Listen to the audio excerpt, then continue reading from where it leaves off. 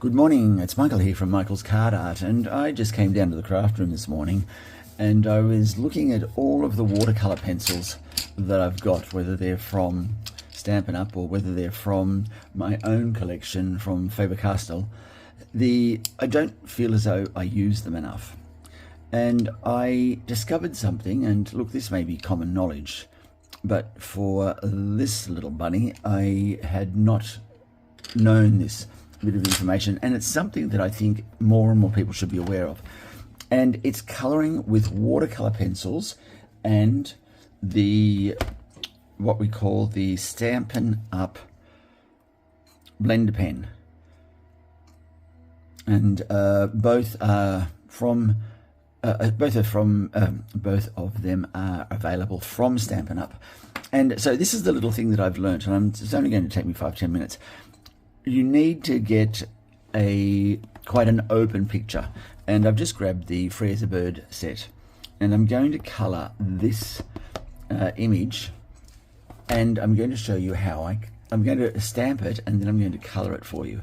And I'm going to suggest that it's probably one of the best watercolouring pencil colourings that you've done for quite some time if you haven't tried this process. Now, because we're working with water, you do need to get yourself a StazOn ink, because the water will interrupt the if you don't use the StazOn, the water will interrupt the image itself. So here it is. I'm using the StazOn Saddle Brown from Stampin' Up. Now, just give yourself a good liberal coating of StazOn on your image, and I've used a good piece of cardstock that I can add other images to. Okay, here we go, nice and sharp. Don't forget, with StazOn you do need to use a StazOn cleaner, because you will get a build-up of StazOn on your stamp if you don't clean it after every use. So let's just get that off. Okay, so that's now clean. Now let's move over to the colouring process. So I'm going to use just some very basic colours. I might go with a blue, and do I have a yellow? Yes, I have a crushed curry. I'm going to use these two colours. I'll start with the breast of the birds, and all I'm going to do is I'm going to put yellow on, here we go, up in and around the collar. There we go. And I'm not going to colour the whole thing in, because part of the charm of this little discovery is leaving white spaces. Okay, so we've got our yellow breasts in on the birds. I'm then going to go over and I'm going to add some blue. Now in this case I'm using Pacific Point, and I just want a hint of blue in on some of the bird's feathers. I'm just going to get a smoother point there, in around here, just the finest touch of blue, a little bit on his tail. Okay, they're leaves. Maybe some up in the crown of each of the birds. Now, not a lot of colour happening there. Now let's go with the branch. I've got some early espresso. I think I want something a little lighter than that. That's old olive for a green. I don't want early espresso, it's too dark. Can I find a brown? And I thought I had one. Alright, well, because it's out there, I'll use the early espresso. Now, I'm colouring here just some of the highlights on the branch, just here. Just a little bit of colour, not too much. I'll add some around their feet, a little bit more over here. Okay, now that will be enough to give us an understanding of how the blender pen works. Now there's two ends. and they're both brush ends. So let's just remove one, and now let's start the process. And all you're doing, you're finely or lightly touching the color that you've outlined onto the birds. So in this case, we're starting with the yellow, and you can see how it's starting to move around with the use of the blender pen. I don't know I don't know what's in these blender pens, and I bought them a while ago, and I've not taken the time. Now I'm just to really understand how they work. They were just sitting there as decorations, I suppose. Now with the blue, excuse me, with the blue, I'm just giving that a light touch with the pen and spreading a little bit of that watercolor around. And there we go. All right. I'm loving that white space around each of the birds. Now, and all I'm doing is I'm just touching the edge of the pen into a wet cloth. Now let's go down here onto the branch.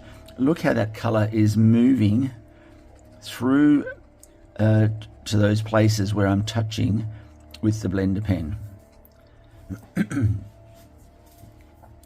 Being careful not to color the whole thing.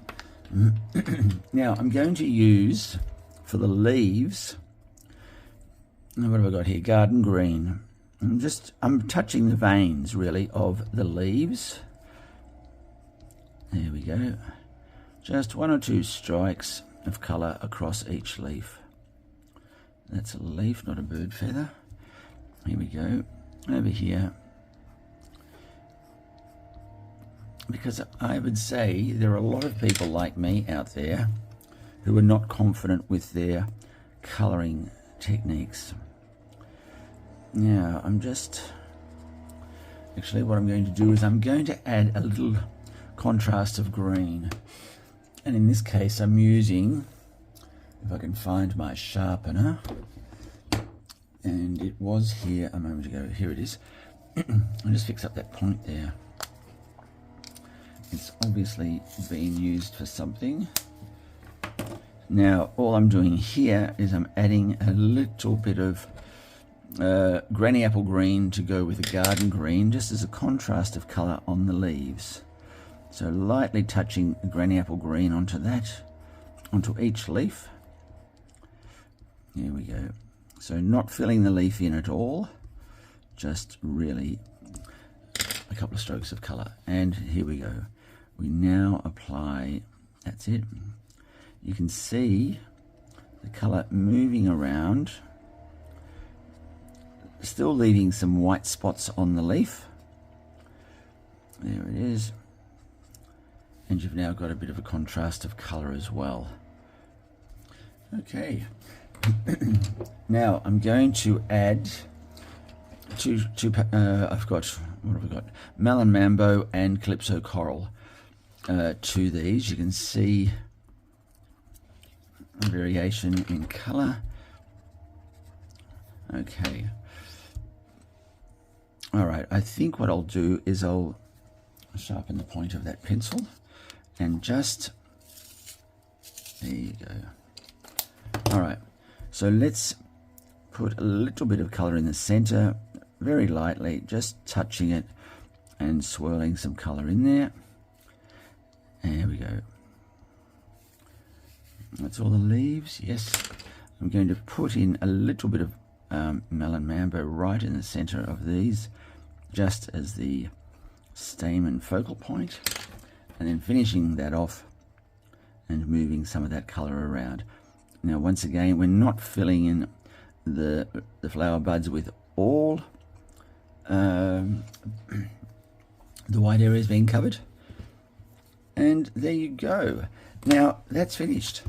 I think that's one of the best pencil colouring I've ever done.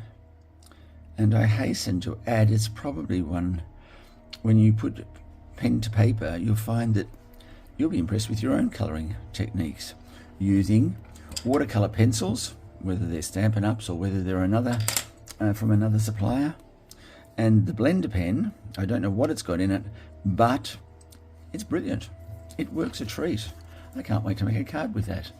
All right. Well, I hope you enjoyed that. I hope you found it informative. And most of all, I hope to see you next time on Michael's Card Art. Thank you for watching.